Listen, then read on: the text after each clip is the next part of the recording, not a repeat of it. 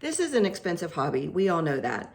And one of the expensive things that you can go out and buy are dyes, especially if you're getting background dyes, especially if you're buying background dyes or cover plate dyes. So today's video is all about exploring a background dye and figuring out different ways that you can use them. It's more than just sticking them into the die cutting machine, running them through the die cutting machine and calling it a day. Today's video is filled with lots of techniques and different ways to use them. We're gonna make lots of cards, all using this die right here. Boop, boop, boop, be-doo. So without further ado, let's get to it. So this is the die that we're going to be working with through the entire video. It's called the Jack Frost Cover Plate Die. It's from Catherine Pooler. I think it's so fun. The first thing I always do is just run it through a piece of cardstock and see what it looks like. This is actually some specialty vellum. I have a little specialty cardstock section, and when I cut up my cardstock, and like mirrored cardstock, glittered cardstock, all that stuff I keep together, and this is just some vellum. So one thing you can do with your cover plate dies is just cut them with some fun paper. But this right here I did on accident. I ran it through my die cutting machine and I was like, what? I thought this was so cool, so I'm going to show you how I did it. So I use a Gemini Junior. It's plugged in on this off to the side of my room, so it's normally not on camera. But all I did was use that thick packaging tape, that clear packaging tape, and I taped 3 of these shims together. You have your thick plastic shim, which is, you get 2 of those, which is one of them's off to the right. Then there's a little plastic shim, and then there's the magnetic shim thing. I just taped all those together. So basically I'm only working with 2 things, 2 pieces to the sandwich instead of 4. Because I don't have time for all that. So this is 3 pieces of 80-pound cardstock. So this is thin cardstock. So here's what I did. I've got 1 piece of 80-pound cardstock. I spritzed it with water, and then I'm going to go ahead and put on 2 more pieces of cardstock with 1 spritz.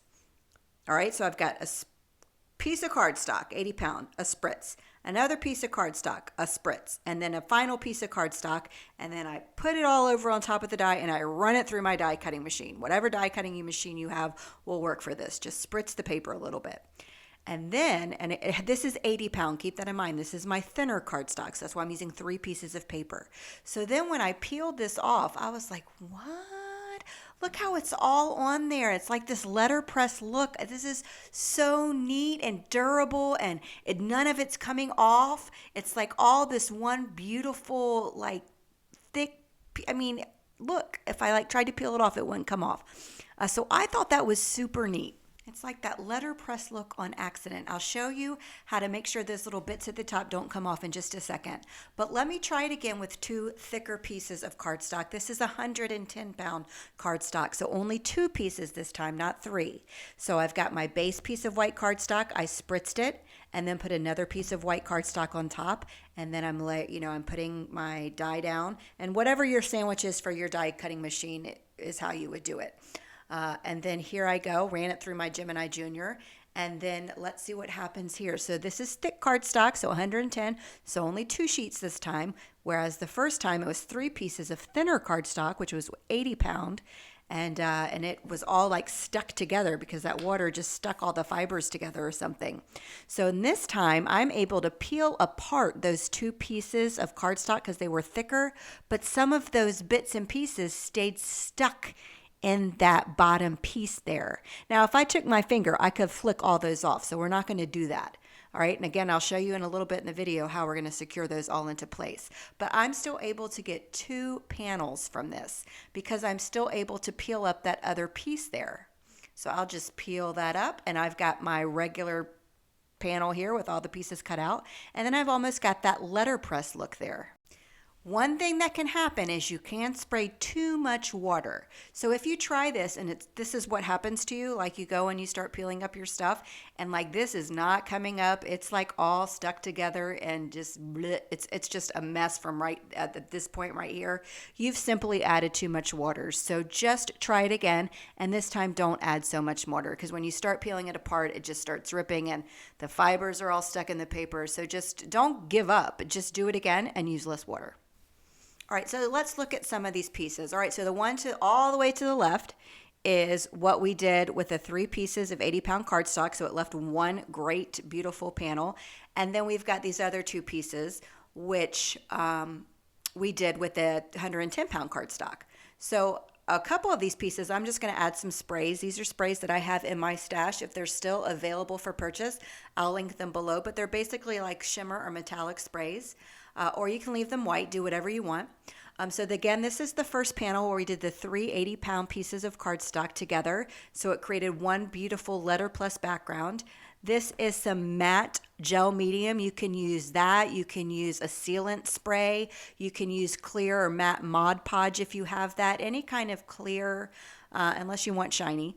You need like a sealant, some kind of sealant, and I just happen to have this glue. You could probably do Elmer's glue, but that's white. So I tried to stick with clear or a matte finish, and that's just putting everything in place. Now here's this piece that's already got some spray on it, and some of the little pieces did come out in the bottom right-hand corner, and that's okay. It's still going to make a pretty cool card, but here I am. I'm starting just to tap it on there. So if any of the little bits move out of place, I can just push them back in place with my finger and then go on. But this is securing everything in place because it's not as tight as it was with the 3 pieces of thinner cardstock.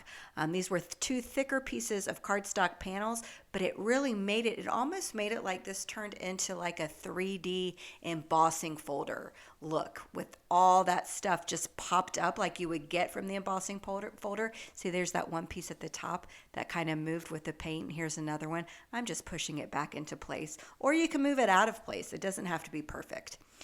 So just be careful when you go over those bits. Now, again, if you don't take the time to seal off the top of this with glue or Mod Podge or whatever you can find, that's a sealant. I have a Krylon sealant spray that I use when I use the gelatos, the Faber-Castell gelatos. Just keeps everything, it's just setting it all in place. If you don't take the time to do this step, then all those little pieces will fall out. And we don't want that. So I'll set that aside to dry. And then once, while that's drying, I've got this other piece that I was left with when I did the 2 pieces of the 110 pound cardstock that I'm just going to use as a stencil, if you will. Now I'll be able to use the negative space where I'm stenciling through. This was actually a dirty brush. That's actually pink ink. It's sparkling berry. There's what it actually looks like, that little blob I just put down. But I used a dirty brush, but that's okay. It made a really pretty color. See? That's sparkling berry ink. So anyway, I made a pretty background there. And then this time I'll take the pad direct through the paper there. And I'm really trying to get in the nooks and crannies. If you have the mini ink pads, it would be a lot easier, but I'm getting in there. And this is going to make a whole different kind of look rather than using the blending brush, because not a lot of that ink is going through the open spaces. And you'll see what I mean in just a minute. You can even go an extra step further and spritz a little bit of water onto this. Not a lot, because this is not watercolored cardstock, but you can get away with just a little bit. If you were to do a lot of water, then you would have to use watercolored cardstock, because if you don't, your paper will pill and it just will pretty much fall apart. But this gives it a pretty look. So now I'll have 2 pieces right here that I'll be able to use for creating my cards in just a few minutes. So the last thing, of course, I'm going to use my paste. I have had these Nuvo Glimmer paste since they've come out. My Lord, 4 or 5 years ago, and they've never ever dried up. I certainly hope these are still available, because these are the only pastes I've ever found that haven't dried up. And this is made by Tonic, and even some of the other Tonic pastes that they've made have dried up, but these particular ones have not. If they're available, I'll link them below. If not, I'm sorry, but use your paste if you have them. That's a great thing, great way to get a beautiful texture right through the paper that you can use to create your own stencil, but then you'll also have that piece that will make a pretty background as well that you used to put the paste through. After all that, you not even making the dinner you said you was going to make? I never cook. I got macaroni and cheese in the box, I got Fruit Loops in the box, and some milk in the fridge.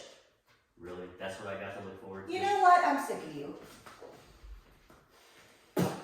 Dinner. Drink up. That's pretty good.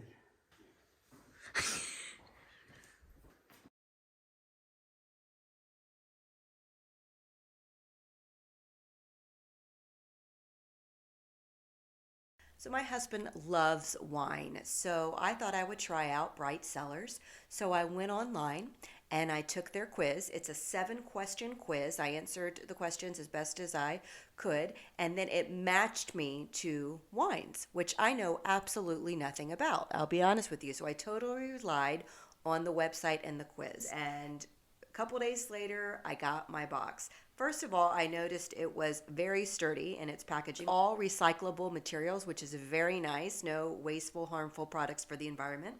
It comes with wine 101 cards, if you will, so it explains the wine. It tells you what it pairs well with. It's basically wine cards for dummies, or wine education is probably the proper term, but for someone like me, definitely helped. So I highly encourage you to check it out. If wine is your jam, I've got a 50% off a first 6-bottle box in the description below that will put you at $55, which will include the shipping, and this will arrive at your door matched to whatever your palette is. So be sure to check it out, and thanks Bright Cellars for sponsoring today's video. Now it's time to start making all of these into cards. I'm going to make most of the backgrounds here into cards, but some I'm going to put in a file. I have backgrounds pre-made, so when I need to make something very quickly, I can just pull from the background and whip something up. I'm going to use all the sentiments from the stamp set, and also these are cute little Christmas themed presents as well. I've already stamped them out, everything out already, you know, in wee early mornings watching probably Dateline on YouTube, because that's what I do, and stamped it and cut it and put it in a bowl. So all that's been done as like prep work, or I always do that. I have a magic mug going all the time. If you don't know what a magic mug is, I have a time-saving hacks video. I'll link in the description below and also in the information tag in the top right-hand corner. That you can click on that if you're not watching from a phone. I think it's clickable, and you can see that, but that my magic mug is in there, and it's a time saver. And also it helps put cards together quickly because it eliminates the stress of what to use. So anyway, I just glued that background. Those are the 2 backgrounds I used where we just pressed the ink through the stencil. And now I'm just putting together the sentiment. I got a little bow. All that's from that set, Christmas box present stamp set and sentiments. I'm adding a little bit of gold like thread here. This took a long time. It did not need to, so I cut that out from the video because that was embarrassing. Trying to be a little bit different. And you can see kind of the thread here, but here's a look at this card. So, you know, super easy, super fun, easy to put together. Bada bang, bada boom. All right, here's this other one here. So you can see where those little bits fell out from the corner there. I think it makes for a cute design, like I did it on purpose. Of course I did. This is just some double-sided tape I had laying around, so I'm going to peel that off, and any kind of glue will work. Liquid glue, double-sided tape glue, Elmer's glue. Well, probably not Elmer's. It's got to be a strong glue. And I'll peel that down and put it on the colored cardstock of your choice, and then I'll start building the presents here. So I'm choosing to go with a monochromatic look here. So this could be a good masculine themed card for you, for all you guys looking for masculine card ideas. Monochromatic is kind of where it's at usually for those kinds of cards. You can stack these presents up and make them wonky. You can stack them up along the bottom, like horizontally along the bottom of a card. You don't need to stack them up going up to the tip top of the card. The sky's the limit. I love my Bearly Arts glue. It's fantastic. It's my only liquid glue I ever use. It's got that fine tip at the top. You just plug it with a needle when you're done using it, and it never clogs. I also use it to keep my little bow in place when it dries. And here's a look at that finished card. It's super easy. Here's the first one we did when we used the 3 pieces of 80-pound cardstock, so it's all stuck together there. You can also keep your cards white. Sometimes this is another monochromatic look. You can keep it all very white and elegant, if you will, here. I'm going to end up changing it up a little bit, but I wanted to show you, hey, you can do it. You can just leave it as it is. Put a sentiment on there. You can even pop it up with some foam dimension if you wanted to add a little something to it. And here to the right there is the one where we put the Nouveau paste through it. So I did nothing to that. I put a sentiment strip on it, and that is all we're going to do to that card. But here I'm going to blend on a little bit of blue. Blue and white is kind of gives me snow winter vibes, if you will. Excuse the shakiness here. I'm a little... I probably make you sick when I do any ink blending. I try to skip over this, but I'm going just around the edges, but I do overlap into the bottom of that sentiment, if you will. And not only does it give it a nice little shading around the card, but it almost looks like you have your sentiment is grounded on something. And then I take the ink pad and just go around a little bit around the edges, just to add a little bit more here and there, and just adding just that tiny little bit of blue, I think created a very nice, elegant card here. And here's a look at that up close and all the detail from that die. So easy. Did nothing but put some glue over the top to keep all of those bits in place. And here's the look of that shimmer paste through it. So we used it as a stencil. So same background die, but two different looks.